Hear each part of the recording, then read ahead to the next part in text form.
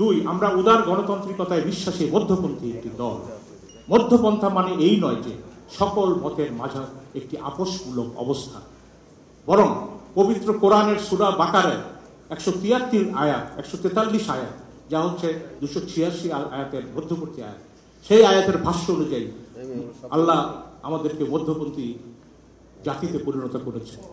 মধ্যপন্থীরা হচ্ছে ইমানে বলিয়ান, মানবীয় মর্যাদা ও সামাজিক, অর্থনৈতিক, সাংস্কৃতিক ভারসাম্যপূর্ণ এক সম্প্রদায়, যারা ভালো কাজের কথা বলবে, মন্দকে নিরুৎসাহিত করবে, অধিকন্ত জুলুমের বিরুদ্ধে দাঁড়াবে।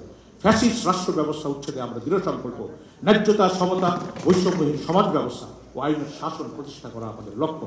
তিন, শুধুমাত্র নির্বাচন সর্বস্ব গণতন্ত্রকে আমরা প্রত্যাখ্যান করছি। জীবনযাপনের প্রতিটি স্তরের পক্ষে ও ক্ষেত্রে প্রতিদিন আমরা গণতন্ত্রের চর্চা চাই। অপরাজনীতিকে জিয়ে রেখে ন্যায়ভিত্তিক রাষ্ট্র গঠন কোনোভাবেই সম্ভব নয়। স্বাধীনতার এক্ষণে জাতিকে নতুন যাত্রাপথে তুলে দিতে বেদনাদায়ক হলেও সর্বপর্যায়ে সংস্কার আবশ্যক। ভবিষ্যতে নির্বাচিত সরকারের হাতে সংস্কারের দায়িত্ব ছেড়ে দেওয়া মানে আত্মহনন এবং জনগণকে আশাহত করা। সংস্কারের মাধ্যমে জাতীয় ঐকমত্যের ভিত্তিতে নতুন রাষ্ট্রীয় বন্দোবস্ত সাব্যস্ত করা জরুরি। সকল সংস্কার প্রস্তাবের নির্মোহ মূল্যায়ন আবশ্যক। সকল ক্ষেত্রে দুর্বৃত্ত পরায়ণতা রুখতে বড় ধরনের নৈতিক জাগরণ প্রয়োজন। মনে রাখতে হবে, হাজারো শহীদের রক্ত করা ডক্টর ইউনূসের নেতৃত্বে বর্তমান অন্তর্বর্তী সরকারের ম্যান্ডেট রয়েছে এসবের বাস্তবায়ন। ছাত্রদের পাশাপাশি তাদের অভিভাবকবৃন্দ, জনতার সংকল্প এই সরকারের অন্যতম ভিত্তি।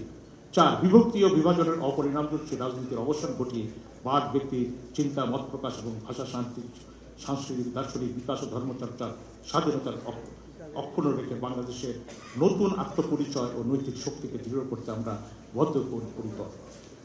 5 জুলাই বিপ্লবের একটি চার্টার জাতির জন্য অপরিহার্য। একই সঙ্গে এর শহীদদের স্মৃতিকে চির জাগরণ রাখার পদক্ষেপ তাদের পরিবার এবং হতাহতদের রাষ্ট্রীয় সহযোগিতা নিশ্চিত করাকে গুরুত্বপূর্ণ কর্তব্য হিসাবে আমরা সাব্যস্ত করি।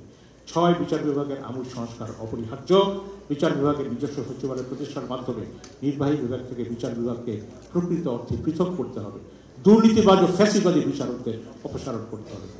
7, যেহেতু সাম্প্রতিক গণ অভ্যুত্থান বাংলাদেশের পররাষ্ট্রনীতির সবল পরিচয়কে নিশ্চিত করার প্রত্যয় ব্যক্ত করেছে, সেই জন্য ভারত সহ কোনো রাষ্ট্রের মুসাহিবি বর্জন করতে আমরা দৃঢ় প্রতিজ্ঞ।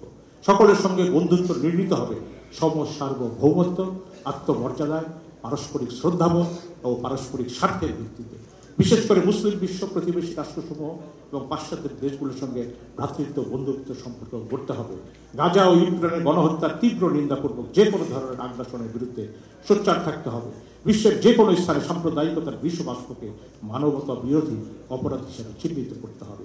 বাংলাদেশের পানি প্রবাহের ন্যায্য হিসাব আদায়ে বলিষ্ঠ পদক্ষেপ নিতে হবে।